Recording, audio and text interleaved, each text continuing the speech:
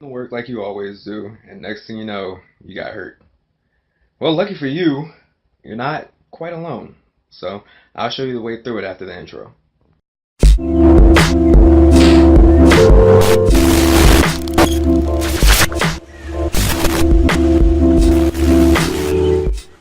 Hey guys, Sean Hill again from Sentinel Productions. Today we're going to be talking about injuries, how to prevent them a little bit. I'm going to be talking about how mainly to work around them, because I know a lot of people when you get hurt, the last thing you want to do is sit around. First, I'm going to start off with the story. Everybody's been asking me how I ended up getting hurt, and I kind of told a couple people, but I guess since I got the platform, I'll go ahead and start.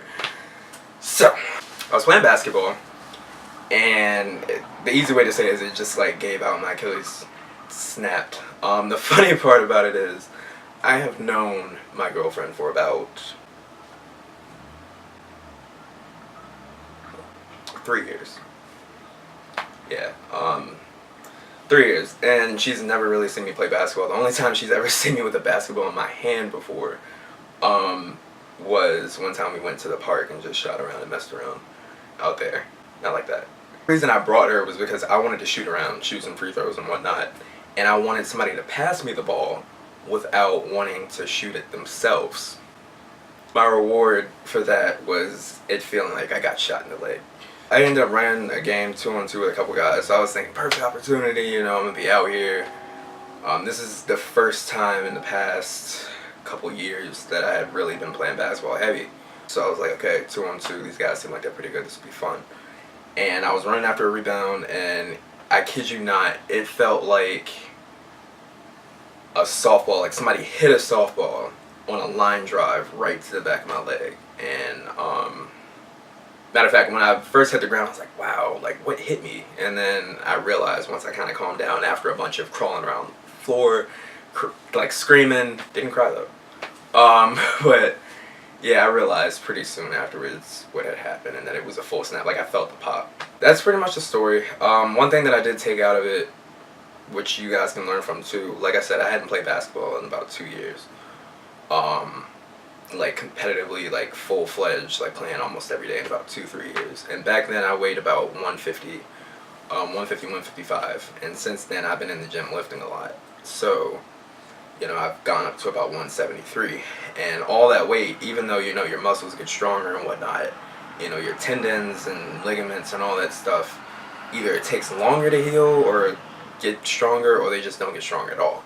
So I should have worked myself better into it. This was when I got hurt. It was probably about my third time, like I said before, playing basketball heavy, and my body just wasn't ready for it. Yeah, so on to the next part, which is how to work around certain injuries. This is going to be pretty much around my experience training people who have had injuries in the past. I have been lucky up until now to not really have too many injuries that stopped me from going to the gym or made me not really be able to work a specific muscle. So starting off, I recently actually ended up training somebody with a shoulder injury, which, if you know anything about, you know, how compound lifts work and anything on the upper body, it's really difficult to do those with any type of shoulder injury. And on top of that, it was the anterior deltoid for him. So we had to really work together to work around it, because you can't do bench press. You know, you feel it with the deadlift and whatnot. If you come to find out, you can't even do tricep pull downs, you can't do overhead extensions, you can't do normal tricep extensions with a machine either, because it works slightly up here, and you can really feel it if you have any type of contradictions. So that being said, we ended up finding out that dumbbells really, in place of bars and machines and whatnot, really help, because you can move the weight around a little bit, you can move it up, you can move it down, whereas if you're using a machine, you're kind of stuck into place with how you execute the exercise. So some quick things for triceps. The overhead skull crusher is really great because you can lock everything in place and you can just flex and extend the elbow. You have to really make sure, if you're training somebody and if you're just doing the exercise yourself, that the exercise is completed just on a straight movement. You don't want to be moving here, you don't want to be moving inside, outside, because you're going to start feeling the weight. up in here, and you don't want that at all, so you just want to keep it straight. Another exercise for the triceps would be the lying tricep extensions. That is commonly done with a barbell and an easy bar. Lay down and you keep all the weight either behind your head and you extend, or you keep it in front of your head and you extend. I personally like the over the forehead, because I just don't like having the weight hanging behind my head. It's just something about that's not really comfortable, and it's hard to make sure if I'm doing the exercise by myself that I am keeping everything straight, because you just can't see, you're just staring at the ceiling.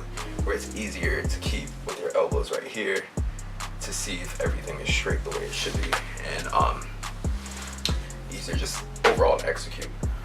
For the chest portion, this is where the dumbbells really came into play. We did incline dumbbell press, regular dumbbell press, decline dumbbell press. Like I said before, since you have the dumbbells free weights, you don't have to worry about everything being locked into place and pushing off of something that you don't want to. So you can kind of center what you're doing off of your triceps and chest a little bit better than if you're using a bar or if you're using a machine. So that really helped him. Another thing with that was the lat pull down. You can feel a little bit at the top because you're stretched out, especially the wider you are, you're kind of stretching here a little bit more. So try not to necessarily do a close grip. I mean, you can do close grip, but if you're looking for a little bit more width and exercise a little bit more of a stretch on here without getting the shoulders involved, you can really close it a little bit more, center it a little bit more, and pull down. It can help out a little bit. On to some quick tips for you guys that want to work through an injury. Lower the weights. That way you're still working on endurance, your body's still going to get stronger from it, but you're not putting too much stress on a specific rep. You're not necessarily worried about maxing out, because even when you're healthy, that's the easiest way to get hurt, is to max out, but you're still going to be getting stronger. The next tip that I have for you is to make sure you're using proper form. Again, this is a way when, even when you're 100% healthy, you can still hurt yourself. If you do it wrong and you recruit too much of a certain muscle group, like for example, you're doing a compound exercise such as the bench press, and you're using too much shoulder, then that's an easy way to hurt yourself.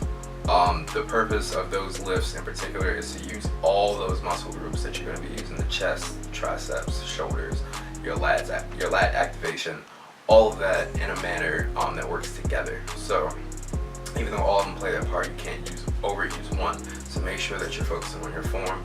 This is another reason why, again, I'll get into it in another video, why when I make workout regimens for beginners and even sometimes intermediates, I don't put compound exercises into their plans for about 4, 6, 8 weeks, depending on where they're at, because if you're not used to activating certain muscles, when you have to do it in a compound lift, you're not going to be able to do it correctly and you'll end up hurting yourself.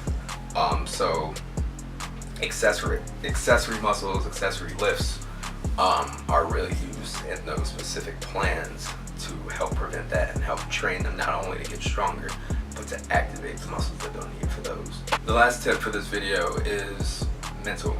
So we all know it sucks laying down there and you're not able to get into the gym, or you're not able to work on specific things that you've been working on. For me, it's been compound lifts. I was really heavy into it, heavy into deadlifting for a couple months before I ended up getting hurt, and I know for a while I'm not going to be able to do that even when I'm back to getting into the gym.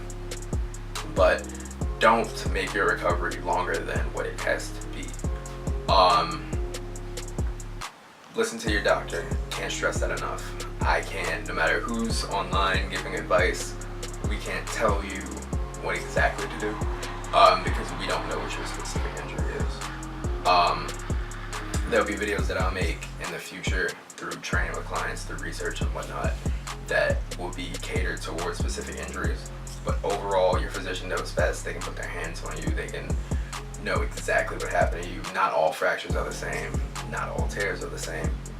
That's why you have the partial, you have the full, you have the strains, and all that different terminology to know exactly what to do. And they'll set you off with a plan when you can get back in the gym.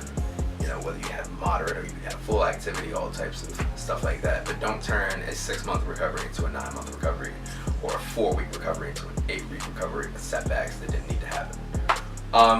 If you liked what you heard, like usual, I'm gonna have more coming out soon, more advice, more tips. If you have any videos that you want me to cover, let me know in the comments, let me know on Instagram.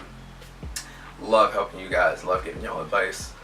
See you next time. Like, comment, and subscribe.